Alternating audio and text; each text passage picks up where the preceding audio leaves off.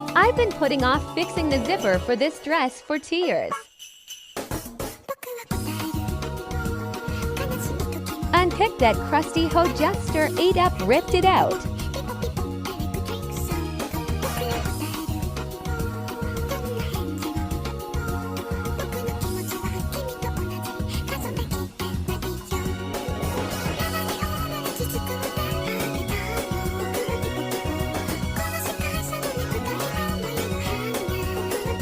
Put in a new invisible zipper, but that bitch ain't very invisible cause I don't have the foot for it.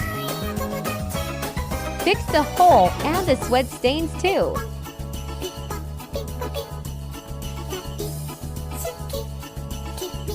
Now I can get shit-faced in style again.